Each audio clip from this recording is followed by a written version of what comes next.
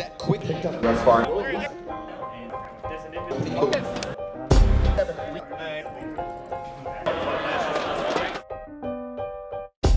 Je trouve que ça a été quand même très, très dur percer en e-sports, mais j'aimais tellement ça que je le voyais même pas. C'est en rétrospective que je le vois, c'est ah ouais, ça, si j'avais pas été tête dure, là, j'aurais sûrement lâché là. Mais moi, je suis très tête dure, très compétitif, fait que j'ai continué. You know, there are kids that are athletic when they're younger, and then the kids that aren't athletic. But what these guys sometimes have in common is the spirit of competition. And so esports gives the opportunity for someone who's maybe a little frail, maybe a little bit of a loner, right? Who spends a little bit more time online to still kind of embrace that side of them, especially when they find out they like it, you know? And I think some of that's inherent, and so esports really appeals to that kind of person. And we see kids who maybe would never be able to have, like, to feel some sense of pride in competition, getting that out of esports. So it's very addictive, very powerful. Avant, c'était plus récréatif, avant de commencer à jouer à Counter-Strike, mais c'était récréatif très intense. Là. Quand The Sims est sorti, je me souviens l'été qu'il est sorti, je devais avoir, je sais pas, 14 ans, puis j'ai pas sorti l'été une fois. Là. J'ai joué à Wave Race là, comme une maniaque, alors que qui a joué à Wave Race? Même moi.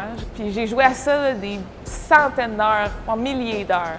J'allais chez mes amis battre les records de leur Wave Race, puis ils étaient fâchés, fait qu'ils délitaient mes records.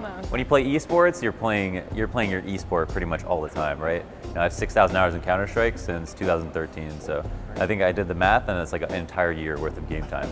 So yeah, no, it ruins your love for casual gaming, because every hour you spend playing Tetris or Mario, you just think I could have been getting better at Counter-Strike. Hours don't necessarily tell you how good somebody is. So, like, a lot of my hours aren't in competitive play per se. Like, I do a lot of casting and making videos and stuff like that. So it can be kind of an illusion sometimes.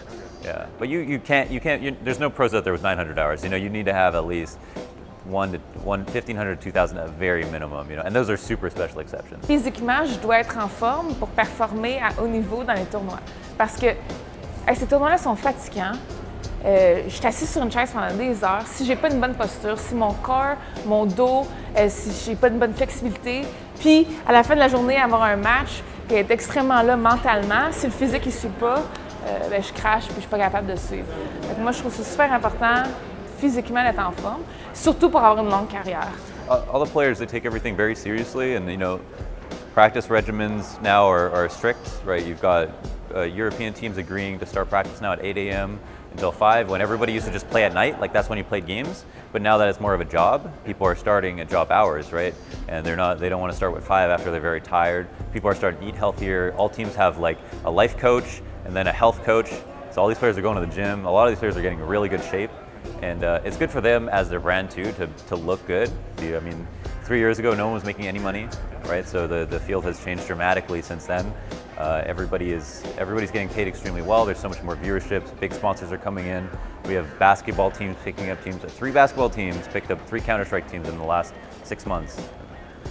Moi, je gagne ma vie en étant que joueur professionnel, c'est sûr, avec ma compagnie, mon équipe, mais il y a aussi toutes sortes d'activités que je fais autour qui me permettent de gagner ma vie, que ce soit le streaming, les apparences publiques dans les événements comme Norton Arena aujourd'hui, ou dans des compagnies carrément pour faire la sensibilisation sur les sports ou peu importe, à des contrats à gauche et à droite, avec des opportunités à gauche et à droite, parce que je travaille fort pour tout le temps m'améliorer puis faire grandir ma marque. C'est comme ça que je peux faire ça à temps plein.